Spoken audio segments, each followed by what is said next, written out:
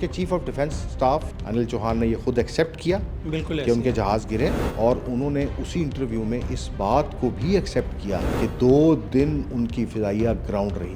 वो पूरे 2 दिन हमारी फ़िज़ाइया के मुकाबले पे जहाज़ उड़ाने की हिम्मत नहीं कर सकते। तोप से मच्छर मारने की कोशिश करेंगे तो वही हाल होगा जो हमारे दुश्मन का हो रहा है। देखिए 270 आज तक जहाज़ बने हैं रफ़ेल, उसमें से 220 फ्रांस खुद उड़ाता है। सिर्फ 50 जहाज़ उन्होंने बाहर भेजे थे, जिसमें से 36 इनके पास है। 3 साल में 1 जहाज़ गिरता है, ये उसका सेफ्टी रिकॉर्ड। और इन्होंने 1 घंटे में 4 जहाज़ गिरा दिए। तो भाई कौन सा मुल्क इनको अपनी टेक्नोलॉजी देगा कि तुम हमारी मार्केट वैल्यू चीज़ की ख़राब करो।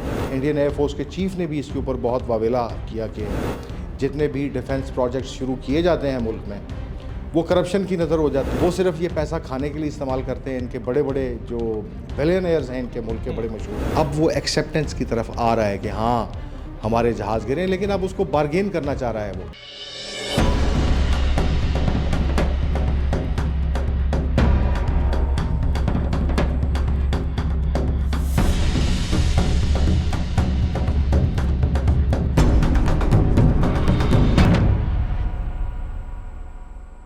इंडिया ने पाकिस्तान से मुंह तोड़ जवाब लेने के बाद एक बदतरीन शिकस्त के बाद अब 5th generation stealth fighter jet जो है वो बनाने का फैसला किया है।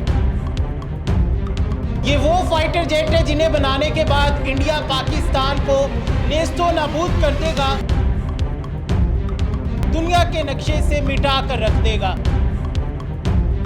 जी हाँ, बिल्कुल जिस तरह 2019 में अभिनंदन आया था MiG-21 पर, जब वो गिराया गया, उसे गिरफ्तार किया गया, तो मोदी ने कहा कि इस वक्त देश को राफेल की ज़रूरत है। अगर आज राफेल होते तो ये ना होते। अब 2025 में जब दोबारा से इनके राफेल गिराए गए हैं, जिनका इन्होंने एतराफ़ भी किया है, तो अब उसके बाद उससे भी आगे चल पड़े हैं। मेरी सबसे पहले आपसे गुजारिश है कि आप अपनी आवाम को CHUTIYA बनाना बंद कर दें और आवाम भी बनना बंद कर दें कि जब भी कोई नाकामी होती है तो उसके बाद कहते हैं अब ये असला खरीद दो, ये फाइटर जेट ले आओ। खुदा के बंदो, पहले अपने जो पायलट्स हैं, जो फौजी है, उनको ट्रेनिंग तो करवा लो। अभी राफेल चलाना उन्होंने सीखा नहीं है। MiG-21 वो गिरा देते हैं, राफेल गिरा देते हैं। तो वही कौम हो ना, वही मुल्क हो जो अपने मिसाइल टेस्ट करते हैं और टेस्ट करते ही अपने लॉन्चर पे वापसी गिरा लेते हो।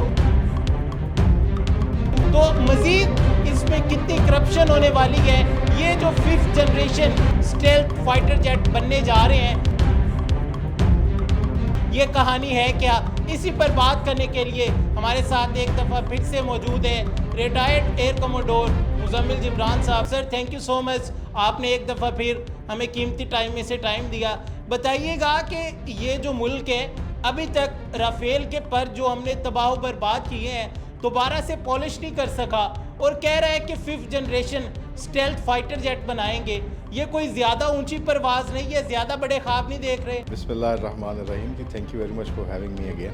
मैं आपके नाजरीन की मालूमात में इजाफ़ा करते हुए ये बताना चाहूँगा कि ये 5th जनरेशन स्टेल्थ फाइटर का जो ख्वाब है हमारे एडवर्सरी का, हमारे दुश्मन का, वो आज का नहीं है।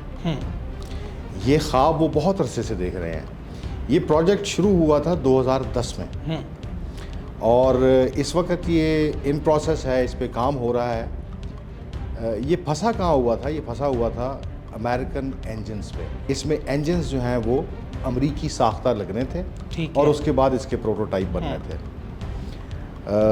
एक इंजन इनको, एक इंजन, पहला इंजन इतने सालों में, 15-16 सालों में वो डिलीवर किया है अमेरिका ने, एक अभी इनको रिसेंटली, जिसके बाद ये अपना प्रोटोटाइप उसके ऊपर लॉन्च करने जाएंगे, और एक्सपेक्टेड है कि शायद 2030 में उसका पहला प्रोटोटाइप हवा में उड़ेगा।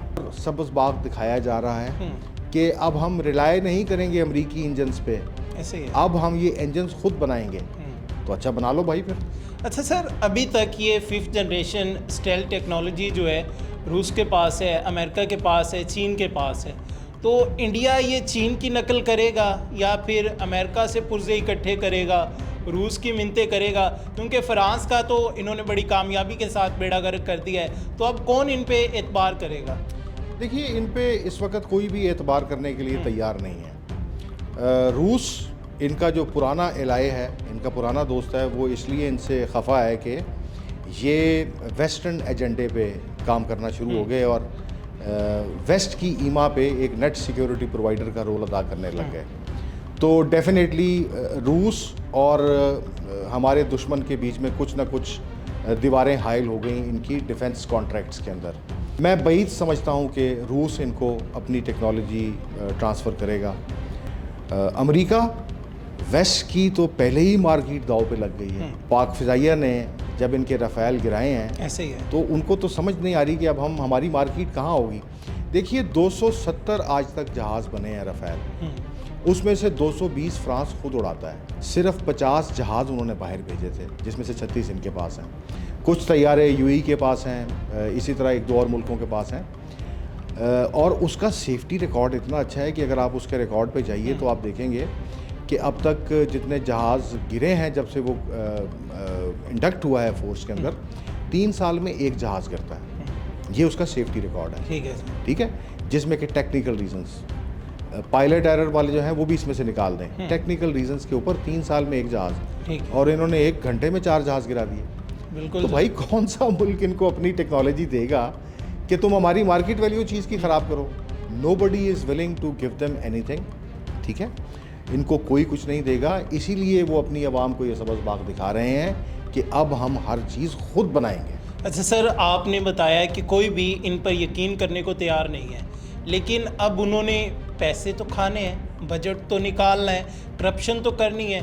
राफेल की तरह इसमें भी करप्शन होगी, और कितनी करप्शन होगी और कौन कौन करेगा, किस किस बहाने से खाएगा? ये बहुत अच्छा पॉइंट आउट किया आपने। देखिए, पहले तो करप्शन होनी थी सिर्फ किक बैक पे। किक बैक तो एक फिक्स्ड अमाउंट होती है, ठीक है, लेकिन अब जिस वक्त रिसर्च एंड डेवलपमेंट करेंगे उसमें तो बेतहाशा मौके अवेलेबल होंगे अब इनके बिलियनियर्स के पास। क्योंकि इस वक्त भारतीय हुकूमत कह रही है कि अब हम अपनी इंडस्ट्री डेवलप करेंगे जो कि हमारे डिफेंस की ज़रूरियात को पूरा करे।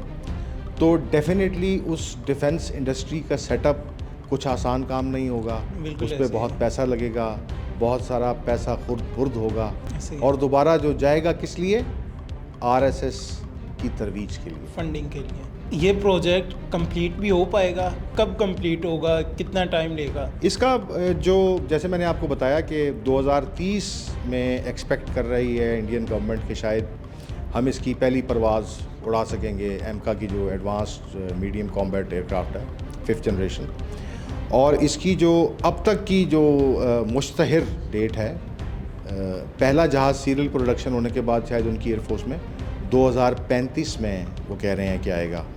लेकिन ज़रा सोचिए कि 2035 आज से 10 साल बाद, ज़रा सोचिए कि 2019 में पाक फ़िज़ाइया कहाँ खड़ी थी, बिल्कुल, और 2025 में पाक फ़िज़ाइया कहाँ खड़ी है। तो आज 2025 में पाक फ़िज़ाइया कहाँ खड़ी है, और 2035 में पाक फ़िज़ाइया कहाँ होगी। ऐसे ही है, ऐसा तो नहीं कि वो काम करते रहेंगे और हम हाथ पे हाथ धरे बैठे रहेंगे। ऐसे ही है। हमने भी अपनी इंडक्शंस करनी है, अपने सिस्टम को और ज़्यादा मजबूत करना है। तो हम भी उसी हिसाब से, हम इस पे बात कर चुके हैं पहले कि हम कौन कौन से सिस्टम्स अभी चाइना से इंडक्ट कर रहे हैं। तो हम उस वक्त भी टेक्नोलॉजिकली अपने एडवर्सरी से बहुत ज़्यादा ऊपर होंगे। अच्छा सर, इनके चीफ ऑफ डिफेंस जो है अनिल चौहान, उनका बयान आया है, आपने भी सुना है, सारी दुनिया ने सुना है। वो कहते हैं ये मैटर नहीं करता कितने जहाज़ गिरे हैं, ये मैटर करते कैसे गिरे हैं, क्यों गिरे हैं। तो इस पर क्या कहेंगे सर, क्यों गिरे हैं? देखिए इस पर सिर्फ हंसा जा सकता है। मैं आपको एक इंटरेस्टिंग थियरी बताता हूँ। ग्रीफ साइकोलॉजी जो कहती है ग्रीफ की 5 स्टेजेस होती हैं। ठीक है। पहली चीज़ होती है डिनाइल, फिर होती है एंगर, फिर होती है बार्गेनिंग, फिर डिप्रेशन, और फिर एक्सेप्टेंस। तो मैं अपने व्यूअर्स को सिर्फ ये बताऊंगा कि शायद हमारा दुश्मन जो है वो अब ग्रीफ की फाइनल स्टेज पे है। अब वो एक्सेप्टेंस की तरफ आ रहा है कि हाँ हमारे जहाज़ गिरे, लेकिन अब उसको बार्गेन करना चाह रहा है। वो बार्गेन किस तरह कर रहा है कि इससे फ़र्क नहीं पड़ता जहाज़ गिरे हैं, फ़र्क ये पड़ता है कि जहाज़ क्यों गिरे थे, ऐसे ही और हमने उससे क्या सबक सीखा है। तो ये उनके chief of defence staff general Anil Chauhan ने ये खुद एक्सेप्ट किया बिल्कुल कि ऐसे उनके जहाज़ गिरे, और उन्होंने उसी इंटरव्यू में इस बात को भी एक्सेप्ट किया कि 2 दिन उनकी फ़िज़ाइया ग्राउंड रही। वो पूरे 2 दिन हमारी फ़िज़ाइया के मुकाबले पे जहाज़ उड़ाने की हिम्मत नहीं कर सकती। जी तो नाज़रीन, आपने जाना कि इंडिया हमेशा की तरह एक दफ़ा फिर अपनी आवाम को बेवकूफ़ बना रहे हैं, उनके जज्बात के साथ खेल रहा है, अपना एक नया मंजर बेचने की कोशिश कर रहे हैं जिससे वो वोट ले सके, जो RSS है उसे फंडिंग कर सके, पाकिस्तान में दहशतगर्दों को स्पॉन्सर कर सके। जो दूसरे ममालिक हैं वो अब उस पर बिल्कुल एतबार नहीं कर रहे। कोई भी इंडिया के साथ इस टाइम पे मिल बैठने को तैयार नहीं है, इंडिया से डील करने को तैयार नहीं है। बड़ी बड़ी कंपनीज जो है, बड़े बड़े ब्रांड जो है, बड़े बड़े मुल्क जो हैं इस टाइम इंडिया के साथ बड़े बड़े जो कॉन्ट्रैक्ट हैं वो कैंसिल कर चुके हैं और इन फ्यूचर कर रहे हैं। इवन के अमेरिका, जिसे कि इंडिया अपने मोहतरम वालिद का दर्जा देते हैं, वो भी इंडिया से अपना हाथ उठा चुका है। तो इंडिया की आने वाले हालात जो हैं बदतर से बदतरीन होने वाले हैं। तो इंशाल्लाह हम इस पर आपको आगाह करते रहेंगे। इंडिया की तबाही तक हम साथ साथ रहेंगे। अपने मेज़बान मोहम्मद अकमल को दीजिए इजाज़त। अल्लाह निगहबान।